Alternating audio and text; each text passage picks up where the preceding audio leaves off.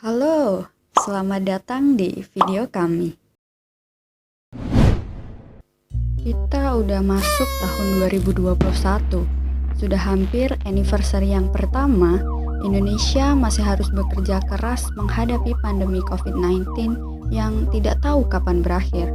Sampai saat ini, mungkin masih ada yang tidak tahu apa itu gerakan 5M COVID-19. Oke, apa itu gerakan 5M?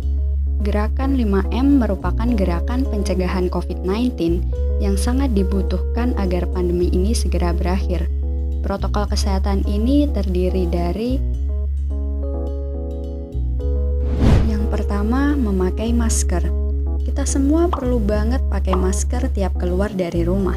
Masker itu gak hanya dipakai orang yang merasa sakit aja, tapi orang yang sehat juga perlu pakai masker.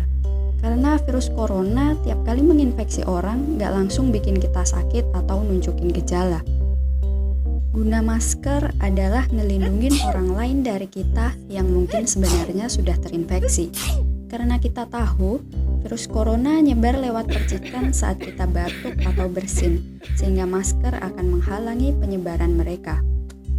Karena kita bukan tenaga medis, maka kita cukup gunakan masker kain.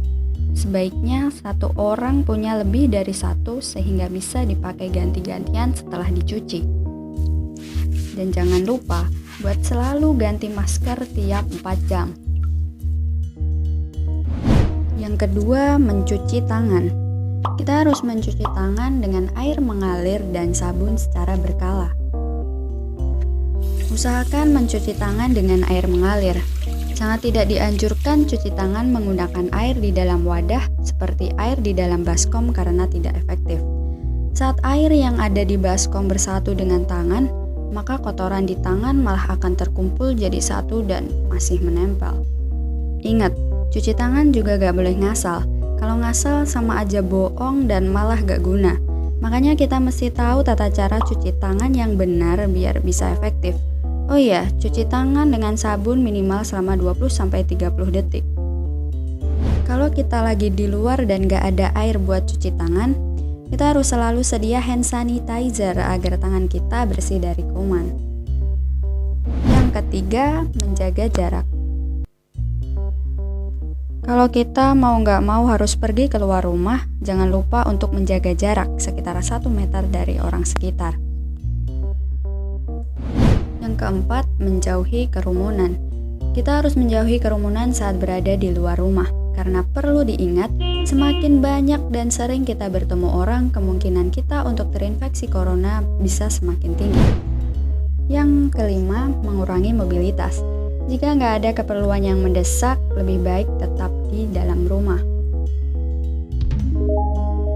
Karena sekarang zaman sudah canggih, kita tetap bisa berkomunikasi dengan teman atau saudara dengan video call. Kita bisa tetap berolahraga di dalam rumah.